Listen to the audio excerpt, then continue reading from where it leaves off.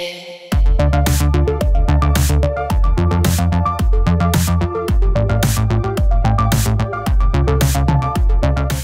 took Sony nearly 4 years to replace its ultra-popular, mainstream, full-frame A7 III hybrid mirrorless camera, but the A7 IV is finally here. It brings a raft of improvements, including a higher resolution 33 megapixel sensor and much improved video specs. At $2,500, however, it's $500 more than the A7 III was at launch. Since the A7 III first debuted, the playing field has leveled with formidable rivals like Canon's EOS R6. Sony also released key new high-end models like the A1 and A7S III, loaded with impressive technology. So naturally, I was extremely curious to see what Sony would do in a category it has owned for so long. How would it take on rivals like Canon and Nikon, particularly when it comes to video? And how much new tech from the high-end models would make it to the mainstream A7 IV? Let's dive in and find out.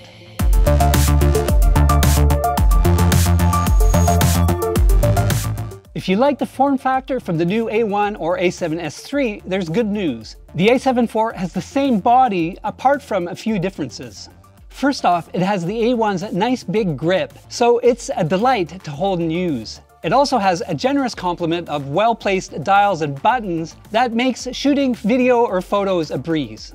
In one way, the A7 IV's body is a step up from the far more expensive A1. The rear touch display can fully articulate rather than just tilt out. That makes it better for portrait shooting, particularly from a low angle. It's also far more useful as a vlogging camera. However, it's missing a few key controls found on the A1, like the shooting mode and the autofocus mode dials. Rather than being on the back, as with the A1, the record button is on top, a better spot for video shooters.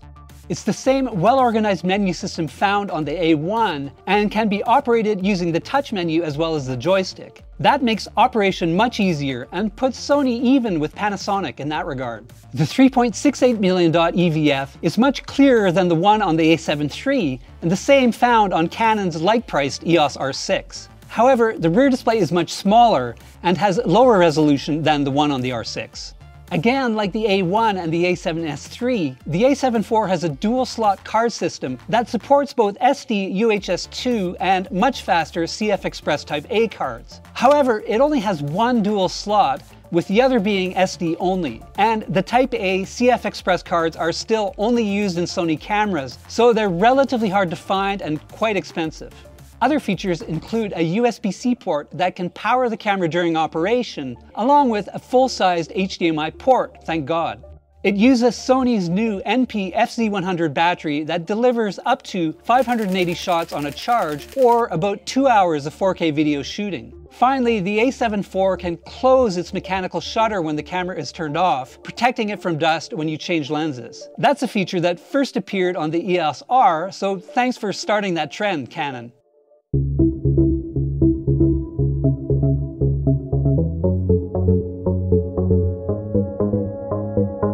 Now let's talk about how this camera performs. Sony's alpha cameras are renowned for their autofocus and shooting performance, and the A7 IV continues that tradition, except in one area. The new 33 megapixel sensor is backside illuminated, but not stacked like the sensor on the A1, so readout speeds are relatively slow. As a result, shooting speeds are still 10 frames per second in either mechanical or electronic shutter modes for compressed RAW photos, and drop to 6 frames per second if you use lossless or uncompressed RAW. That's still not too bad considering that the resolution is up nearly 50%, but keep in mind that the A1 can shoot 50 megapixel bursts at 30 frames per second.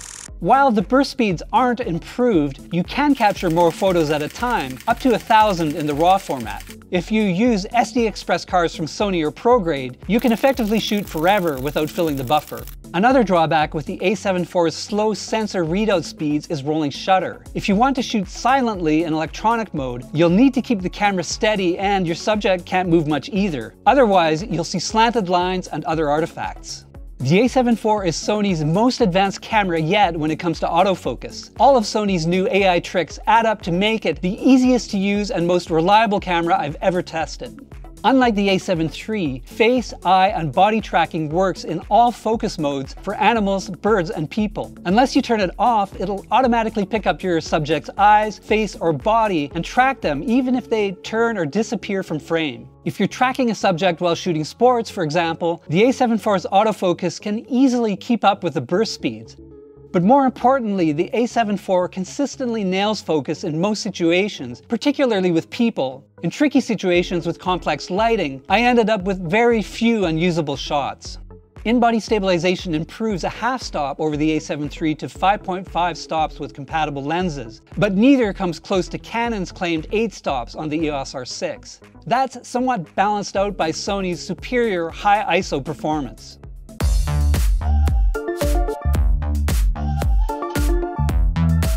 When it comes to photo quality, the A7 IV also ups the ante over its predecessor. You might think that the extra resolution means that the A7 IV is worse in low light than the A7 III, but nope. In fact, through much of its ISO range, the A7 IV performs better even than Sony's low light champ, the A7S III.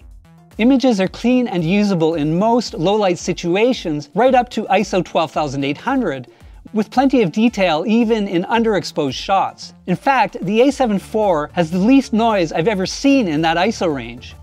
Photos exposed correctly are usable up to ISO 25600, but noise becomes a serious issue after that. Sony has improved its color science with every new camera lately, and the A7 IV has perhaps its best setup yet. The green cast we've seen on earlier models is gone, and colors are accurate right out of the camera and easier to balance and post than ever before. JPEGs look great with a nice balance between detail and noise reduction. The 14-bit RAW images deliver up to 13 stops of dynamic range, giving you plenty of room to lift shadows and claw back highlights. The A7 IV is aimed at enthusiasts, but could easily serve as a second body for professional shooters who use Sony gear. To that end, I've enlisted the services of Samuel Dejour and Nathaniel Charpentier, 2 pro photographers who do weddings, births, events, and studio work. Now we are giving you our opinion about the new Sony. It's better in French, non? Ouais, je crois. Ouais. Yes, I think. Déjà, moi j'ai trouvé qu'au niveau de la prise en main. First of all, the handling is a lot better than the A7 III. What I liked a lot, which is a big change for Sony, is the fully articulating display. It's especially useful in portrait mode when you're shooting from ground level. In terms of color accuracy, it's really improved a lot. It's great now. The rolling shutter is pretty pronounced, which is a shame because it limits the use of the camera in silent mode for weddings and events. And it's really required because the mechanical shutter is particularly loud. So, is this the professional camera for you? Yes, it's a professional camera, and on top of that, it's really versatile. It lacks features available on the A1 and A9, but that's normal because those cameras are in a completely different price category.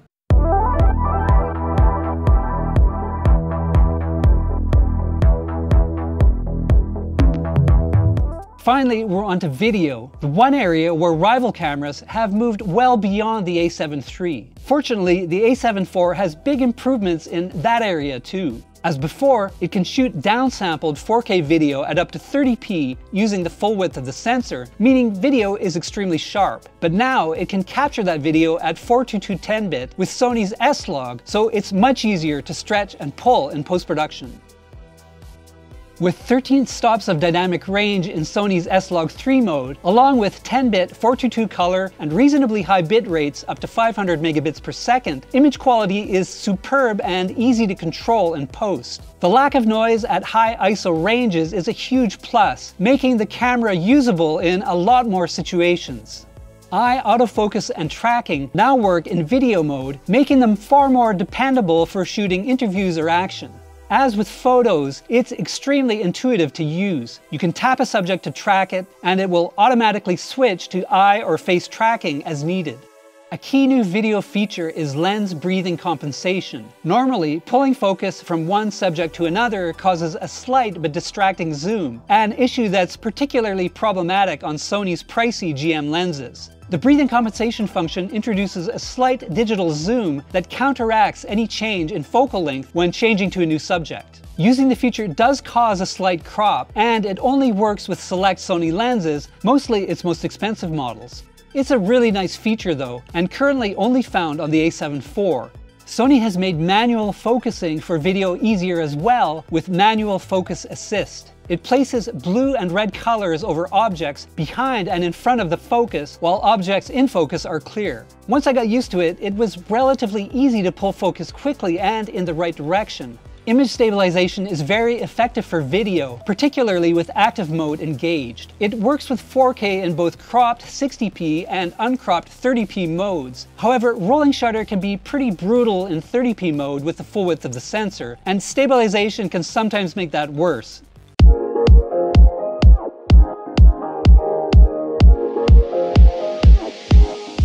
The A7 IV offers big improvements in resolution, AF tracking, video features, and more, but forget about all that for a second. What Sony has really achieved is to create a camera that makes photography and video easier thanks to AI smarts that adapt to shooting conditions and the skill of the user. The biggest drawback is rolling shutter that might give you pause if you require a silent mode or want to shoot uncropped 4K video. Another issue is the $2,500 price. That's $500 more than the A7 III was at launch. Other hybrid cameras in that price range can't quite measure up though. Canon's $2,500 20-megapixel EOS R6 is your best alternative, but the resolution is a big step down. Panasonic's 24-megapixel S6 and Nikon's Z6 II are other decent options, but lack the reliability and ease of use of the A7 IV. So once again, Sony rules the mainstream hybrid camera market and will probably do so for a while to come. Thanks for watching, and if you enjoyed this video, please hit like and subscribe. And for more on cameras and technology, check out Engadget.com.